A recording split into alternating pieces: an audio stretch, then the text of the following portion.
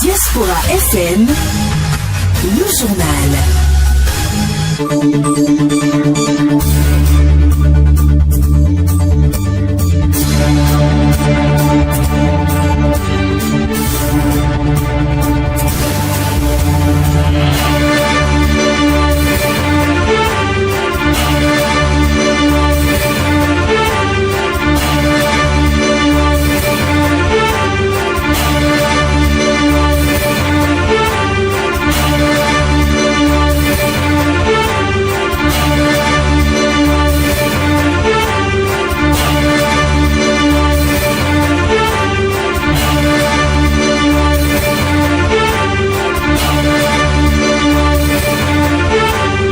Ravi, nous sommes de vous retrouver pour cette session d'information sur la 102.3. Bienvenue à toutes et à tous.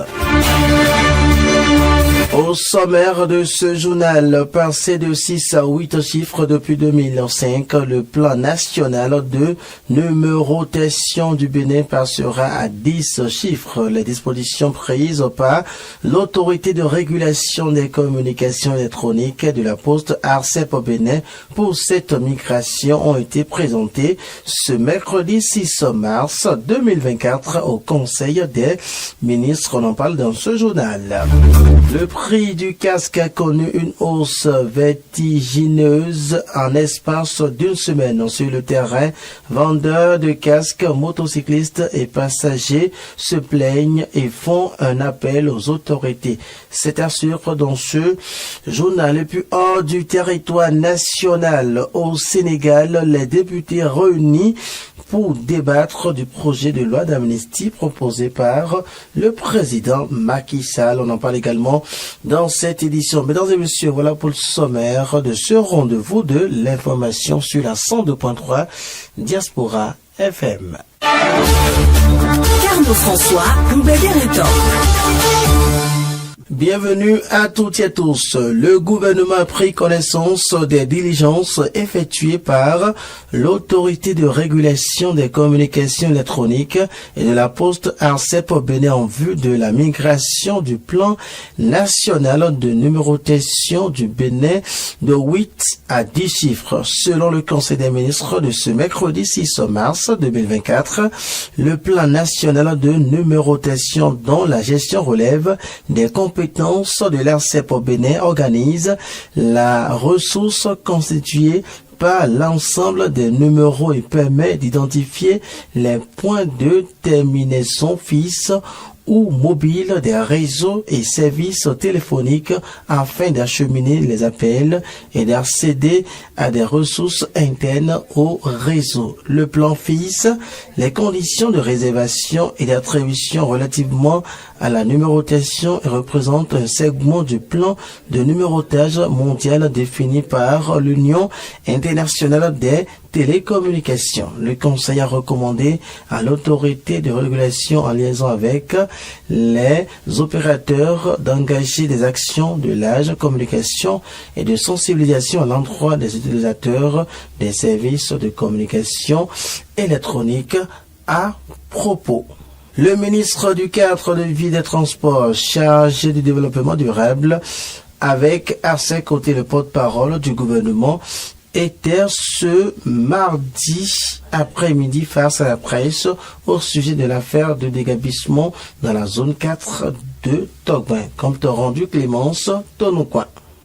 Vous avez dû noter que dans la zone, si vous la connaissez bien, c'est quand même en plusieurs hectares, une vingtaine au moins, vous avez dû remarquer qu'il y avait, que ce soit les habitations ou les parcelles vides sur lesquelles étaient apposés des plaques, vous avez dû remarquer qu'il y avait quand même quelques centaines de nos concitoyens là.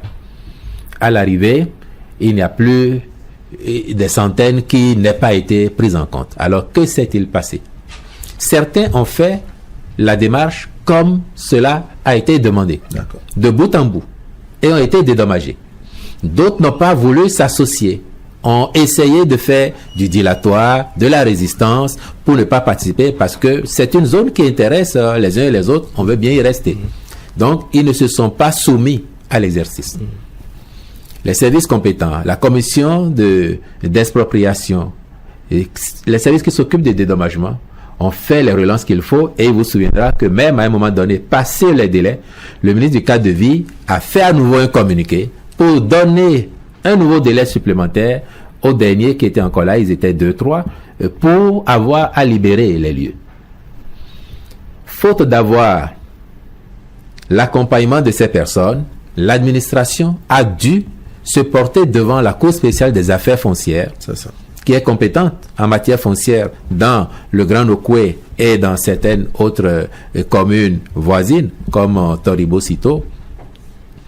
Et la Cour spéciale des affaires foncières, dans le processus de réédition de sa décision, a dû s'assurer que pour les personnes qui n'avaient pas encore été dédommagées, consignation de leur argent, donc la contrepartie, a été faite. S'il n'y avait pas de consignation, la Cour aurait considéré que l'État, l'administration n'a pas rempli sa part du boulot. D'accord. Et n'aurait certainement pas rendu les ordonnances qui ont permis d'aller intervenir. Il apparaît clairement que, oui, au jour d'aujourd'hui, certains n'ont pas eu l'argent, mais ce n'est pas parce que l'État n'a pas mis l'argent à disposition.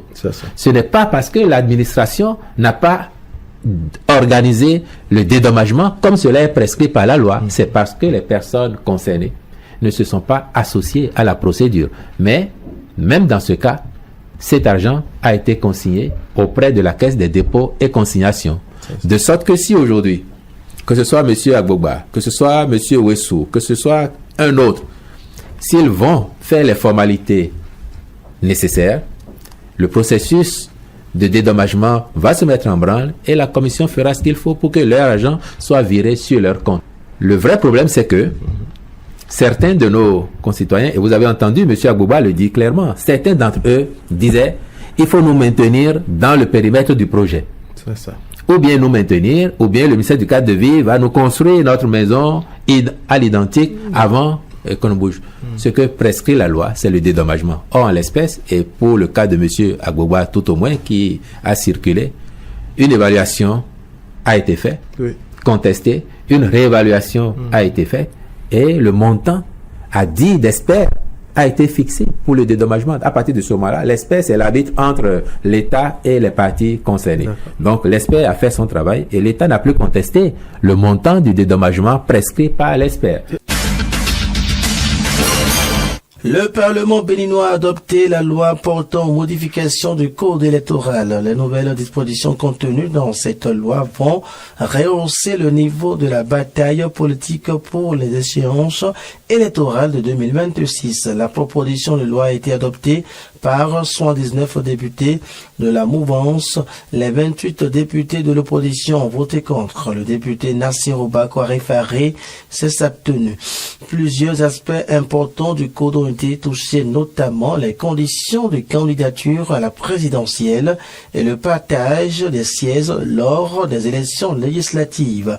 Dans le nouveau code électoral, l'article 132 nouveau indique que tout duo candidat à la fonction de président et vice-président devra obtenir au moins 15% des députés et maires provenant d'au moins 3 sur 5 de l'ensemble des circonscriptions électorales. Il faut également préciser que le député ou maire ne peut parrainer qu'un candidat membre ou désigné de son parti politique dont il a porté les couleurs lors des législatives ou les communales. En ce qui concerne le partage des sièges lors des élections législatives, il n'est plus question des 10%. Les partis politiques doivent obtenir au moins 20% des suffrages exprimés dans chacune des circonscriptions électorales. Précisons que les députés du Parti des démocrates représentants de l'opposition au Parlement ont fortement dénoncé ce nouveau code électoral. Cette édition se poursuit suite aux nouvelles mesures relatives à la jouissance des quotas d'électricité et d'eau prises par le directeur général de la SB2E. Le président de l'association béninoise Eau Énergie a réagi. Selon Gabriel Conan, cette décision est la bienvenue. Suivons ses propos. Aujourd'hui, la SBE est réduite à la distribution. Hier, la SBE faisait de l'importation. Elle faisait de la production. Mais aujourd'hui, l'État a mis en place une société de production de l'électricité qui prend en compte la production et l'importation. Du coup, la SBEE est réduite à la distribution. Donc c'est normal que l'équipe qui soit venue puisse diagnostiquer, voir ce qui ne va pas. En tout cas, c'est ce que nous sommes dit à l'ABE. Parce que avant, il comptait beaucoup plus peut-être sur les bénéfices qu'il faisait sur la production et sur l'importation. Et nous disons que c'est une très bonne décision. Mais ce que nous regrettons un peu, c'est la décision concernant les retraités. Vous voyez ceux qui se sont donnés et qui aujourd'hui bénéficient de leur retraite, qu'ils puissent d'un coup voir leur peut-être avantages disparaître, s'évaporer, et d'autant plus qu'ils sont encore vivants et ils bénéficient de leur pension de retraite. Je pense que c'est un peu dur de ce côté. Mais de l'autre côté, je pense que c'est bien normal. Mais ici, au sein de l'ABE, nous ne voyons pas d'abord l'impact qu'il y aura sur la qualité de l'énergie peut-être, ou bien l'amélioration des conditions de vie des consommateurs. Puisque cette décision, selon nous, ne changera en rien. C'est le quota qui a été distribué qui se fera en numéraire, qui sera mis encore sur les salaires. Et autre chose, c'est qu'on va peut-être apprécier aussi de l'autre côté. Et il y a certains qui ont des quotas, mais qui profitent de ces quotas pour vendre de l'énergie plus chère, et qui ont des quotas qui profitent et partager ça dans 2, 3, 4 maisons, vont louer à une, je ne sais pas qui, n'importe où. Bon, bref, ça c'est quelque chose quand même qu'il faut aussi recadrer. C'est ça qui a été fait. Depuis le 1er mars 2024, la police républicaine a entamé la répression des infractions liées au code de la route, notamment le non-port de casque des motocyclistes et de leurs passagers. Dans la ville de Cotonou et ses environs, la population peinent à s'adapter du fait du prix de casque qui a connu une hausse vertigineuse en l'espace d'une semaine. Au détour d'une descente de la rédaction de Diaspora FM sur le terrain, vendeurs de casques, motocyclistes et passagers se plaignent et font un appel aux autorités. Arthur Wendo pour plus de détails. Acheter un casque à Cotonou est devenu une équation très difficile à résoudre depuis quelques jours du fait de la répression en cours. Le coût du casque a connu une hausse considérable. Casque là, c'est 12 000 casques là. Pour tous les prix. Oui. Et petit là. Quel petit? Même ceci là qui est. Là c'est combien? C'est comme ça. 13 000, 15 000, 10 000. C'est cher. Sur place, possible de réparer aussi les casques vieux ou qui ont un petit souci. Hervé Aïkou est conducteur de taxi-moto. Ne pouvant pas acheter un nouveau casque, il a préféré réparer le vieux qu'il détenait.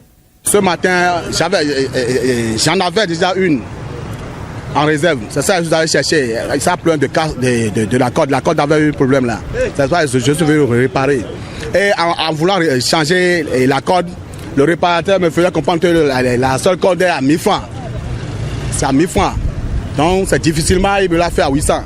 Si pour certains, le gouvernement a bien fait de déclencher cette répression, pour d'autres, par contre, c'est une situation difficile à vivre. En matière de l'argent, c'est difficile de trouver, de gagner aujourd'hui de l'argent. Mais les cas sont venus pour pouvoir acheter, c'est cher. On n'arrive même pas à manger ses problèmes, les enfants, à l'école, tout ça. Bon, on souffre beaucoup. Par rapport au casque, vraiment pour commencer, je remercie Monsieur le Président de la République, Son Excellence Monsieur Patrice Talon, pour qu'il a accepté, exigé ce loi, pour que ceux qui sont derrière aussi portent ce casque. Parce que quand on les aime, quand les aime, ils prennent, même si on fait des chocs, c'est ceux qui sont derrière qui retrouvent tout. Mais je le remercie beaucoup. Donc c'est une bonne chose. Très bon même. quoi qu'en soit le prix, j'agis à tout le monde de porter leur casque. Face à cette triste réalité, certains citoyens appellent le gouvernement au secours. Casse là, plus de casse là, 5 000 c'est bon. 5 000 c'est bon, sinon ça ne marche pas. Moi, mon désir c'est que l'État subventionne les casques. Au moins, si au minimum on peut trouver à 4 000 ou à 5 000, ça serait mieux, ça pourrait nous avantager. De l'autre côté, Olivier Montero suggère plutôt que le casque soit payé quel qu'en soit son coût. J'envoie un appel à tout le monde, même à Jésus-Christ, que nous voyons que même si la casse est à 500 000 de payer, c'est très très important. Et je remercie le président même, je le salue. Et ce qu'il a fait, c'est inoubliable. Cette réforme vient mettre en cause l'habitude séculaire des Béninois, celle qui consiste en tant que passager sur une moto à ne jamais mettre le casque, ce qui explique la peine de plus d'un à s'en procurer. Il ne faudrait pas aussi perdre de vue la difficile situation financière des populations à joindre les deux bouts. De ce fait, l'État pourrait subventionner les casques ou même en réduire raisonnablement les taxes sur l'importation pour permettre à tous les Béninois de l'avoir. Les nouvelles africaines et internationales.